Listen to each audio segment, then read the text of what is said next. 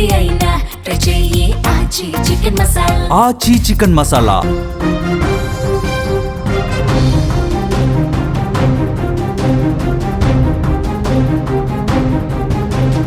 ఒకప్పుడు టాలీవుడ్లో సంచలనం సృష్టించినటువంటి హీరోయిన్ ప్రత్యూష మృతి కేసులో సుప్రీంకోర్టు కీలక తీర్పిచ్చింది. Pratyusha boy friend Siddhartha Reddy high court విధించినటువంటి జైలు శిక్షను సవాలు చేస్తూ అప్పీల్ చేయగా అతనికి శిక్ష పెంచాలంటూ ప్రత్యూష తల్లి సరోజిని పిటిషన్లు వేయగా ఈ తీర్పును సుప్రీంకోర్టు రిజర్వ్ చేసింది. ఇక ఎట్టకేలకు 24 ఏళ్ల తర్వాత నేటితో సుప్రీంకోర్టు తుది తీర్పునిచ్చింది. చూడండి, 24 ఏళ్ళు అవుతుంది కేసు అయ్యి, ఇప్పుడు తీర్పు వచ్చింది, అంతిమ తీర్పు. ఈ కేసులో నిందితుడు సిద్ధార్థ రెడ్డికి సుప్రీంలో కోర్టులో ఊరట లభించలేదు.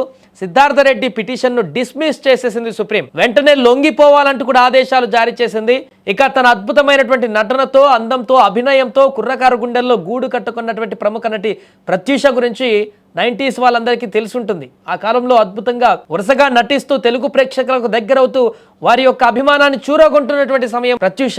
పరిచయం అక్కర్లేని పేరు యాక్టర్గా, ముఖ్యంగా 90s యువతకు ఈమె డ్రీమ్ గర్ల్ అని చెప్పడంలో సందేహమే లేదు. అలాంటి ఆమె 2002లో ఆత్మహత్య చేసుకున్నట్టు ఘటన సంచలనంగా మారింది. అది ఆత్మహత్య అనలేదు, అప్పుడు అందరూ కూడా హత్య అన్నారు. దాదాపు 24 సంవత్సరాల పాటు సాగినటువంటి ఈ కేసులో సుప్రీం తుది తీర్పునిచ్చింది. ఇదే కేసులో హైకోర్టు విధించినటువంటి జైలు శిక్షను సవాలు చేస్తూ నిందితుడు సిద్ధార్థ రెడ్డి అప్పీల్ చేసుకున్నాడు. అయితే దీనికి కౌంటర్గా నటి ప్రత్యూష తల్లి సరోజిని పిటిషన్లు కూడా దాఖలు చేశారు.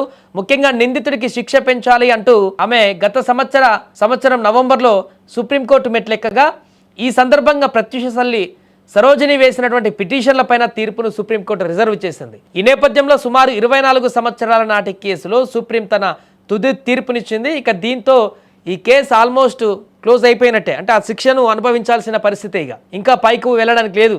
హైకోర్టు నుంచి సుప్రీంకోర్టుకి వెళ్ళాడు, సుప్రీంకోర్టు నుంచి రిజర్వ్ అయింది, రిజర్వ్లో తీర్పు చెప్పేశారు కాబట్టి ఇక అంతిమ తీర్పు అనమాట.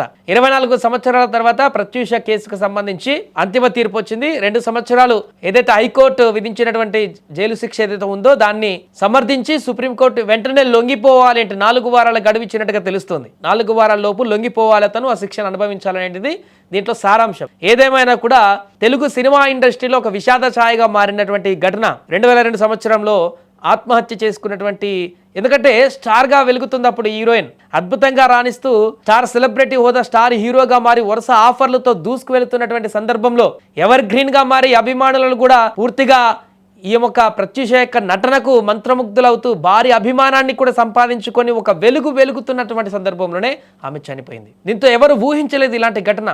ఒక్కసారిగా ఒక సెలబ్రిటీ చనిపోయిందంటే వెంటనే ఖచ్చితంగా రకరకాల ఊహాగానాలు, రకరకాల ఆరోపణలు, రకరకాల అనుమానాలు వ్యక్తమవుతుంటాయి. ఆత్మహత్య కేసులో కూడా అదే జరిగింది. ఆమె ఆత్మహత్య చేసుకోలేదు, ఖచ్చితంగా చంపేశారు అనేటువంటి ఆరోపణలు కూడా అప్పుడు వచ్చాయి. అందుకనే 2 రాష్ట్రాలలో చాలా పెద్ద వివాదంగా మారింది కేసు. ఇన్ని సంవత్సరాల పాటు కొనసాగుతూ వచ్చి ఈరోజు ఒక అంతిమ తీర్పు అయితే రావడం జరిగింది. దీనికి సంబంధించి ప్రత్యూష తల్లి ఏం చెప్తుందో అది కూడా చూడాలి.